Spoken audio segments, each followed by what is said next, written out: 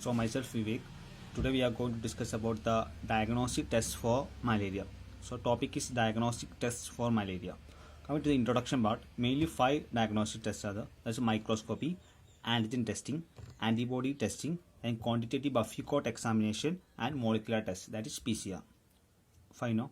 I will explain once more. That's microscopy, antigen testing, antibody testing, molecular testing, that's PCR, and quantitative buffy coat examination. Okay, then shortly we will take into this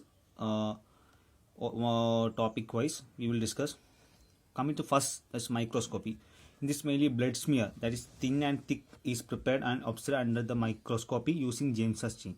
What thick smear and thin smear is prepared, and then examination via first we prepare thick smear and thin smear with James's chain, and then we observe at a microscopy. Or if we in microscopy we will able to detect that it's malaria parasite or not.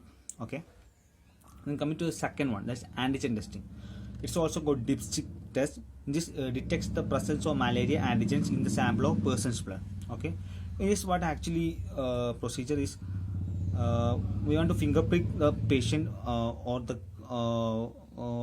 patient who has suffering from malaria or which is a risk of malaria, and take that blood draw and take into the test tube which has already coated anti-falciparum antibody, anti-malarial antibody, and control antibodies there.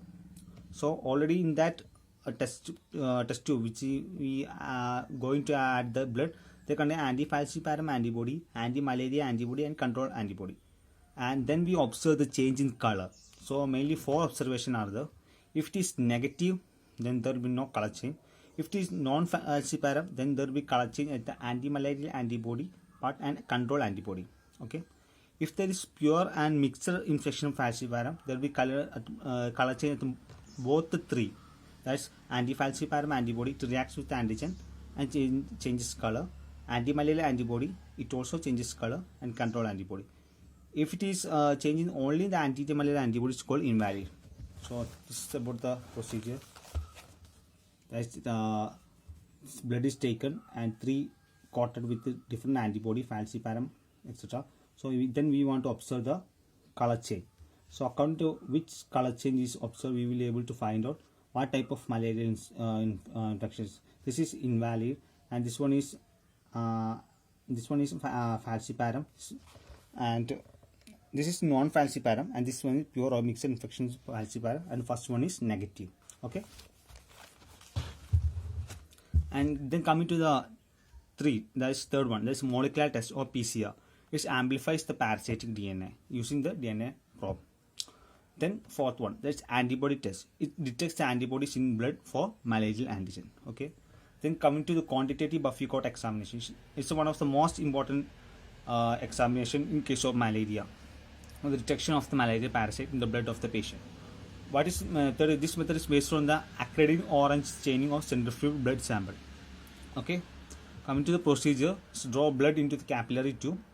Then seal the tube and add flow and centrifugal tube. Then we want to observe what happens in the test tube. Mainly buffy coat is formed. That's top layer is filled by the we can see the platelet. Then the layer below it we can see the lymphocyte and macromonocytes, and the layer below we can see the granulocyte. Okay, like this one you can able to see.